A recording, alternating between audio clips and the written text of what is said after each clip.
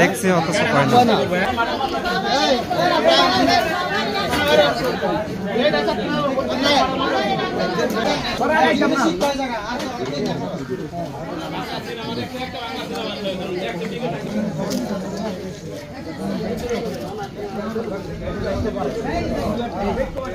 Facebook থেকে দিলেও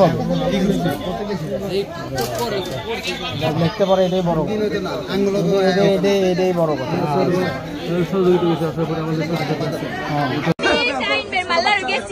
গেছি বলে আমি বলেছি আম্মা আপনার ছেলে কেমনে মারছে, আমার আব্বাইয়ের বাসা না টিয়া থাকলে টিয়া দেন। পরে কয় জায়গা আনতে জায়গা হেগো গেটে তোমার গাড়টা ডেক্কা দেওয়ার বার করে দিছে। তারপরে একটা টাকা দেয় না, চাইনবের মা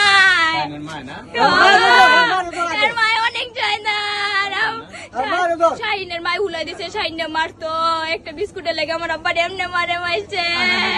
একটা বিস্কুটের লেগে আমার ভাইয়ের তো স্টিপ হয়ে গেছে, আমরা তো স্টিপ হয়ে গেছি, আমরা কার দুয়ারে যাবো না। আবার কষাইটা আবার হুমকি দেয়, তোরা যদি কিছু কস তাইলে তোর রাইতে এসে কি করবো আমি নিজেও জানি না। আমার আর মারে রাইতে আমরা মাইলাম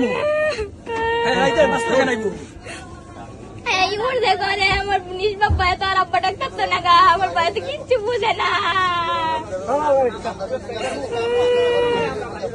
আপনারা জানেন যে এই ঘটনাটি ঘটেছে 18 তারিখে শাহিন কর্তৃক তার আপন চাচা আবুল কালামকে তুচ্ছ বিষয়কে কেন্দ্র করে আমরা ঘটনাস্থলে যতদূর এসে শুনেছি বাঁশ এবং ইট দিয়ে তার মাথায় আঘাত করা হয়। মাথায় আঘাত করার পরিপ্রেক্ষিতে ওই দিনে স্থানীয় হাসপাতালে চিকিৎসার জন্য আবুল কালামকে নিয়ে যাওয়া হয় এবং স্থানীয় হাসপাতাল প্রাথমিক চিকিৎসা দিয়ে উন্নত চিকিৎসার জন্য ঢাকা মেডিকেলে রেফার করে এবং আমরা খবর পেয়েছি যে ঢাকা মেডিকেলে উনি আজকে গতকাল মারা গিয়েছেন।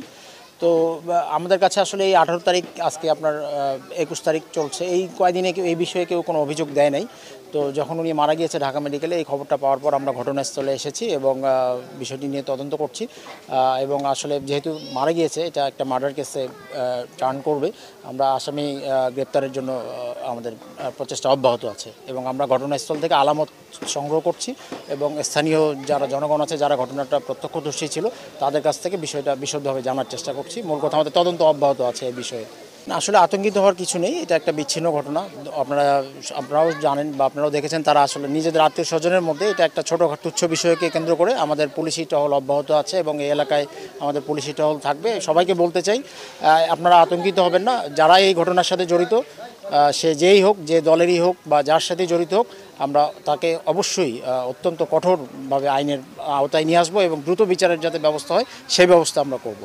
আসলে এলাকাবাসীর দাবি হচ্ছে এই শাহিন নামক ছেলেটি সন্ত্রাসী কর্মকাণ্ড ঘটায় এবং বিভিন্ন সময় তার অস্ত্রের মহড়া দেয় এবং বিগত সময়ে তার কাছ থেকে অনেক অস্ত্র উদ্ধার হয়, দেশীয় অস্ত্র উদ্ধার হয় এবং ফোন করে করে এলাকার সাধারণ মানুষদেরকে বিভিন্নভাবে বিবৃতি ছড়াচ্ছে সে নাকি আবার পুনরায় কোনো একটা ঘটনা ঘটাবে। এই বিষয়টা আপনি বলবেন যে যদি এই জাতীয় ঘটনা ঘটে তাহলে তার অবস্থা আর কি হবে? না, এই জাতীয় ঘটনা আমি আপনাদেরকে আশ্বস্ত করতে চাই, এলাকার মানুষকেও বলতে চাই, যাকে ফোন দেখ আপনারা ভয় পাবেন না, আমরা অতি শীঘ্রই তাকে গ্রেপ্তার করতে সক্ষম হব বলে আমি আপনাদেরকে আশ্বাস দিচ্ছি।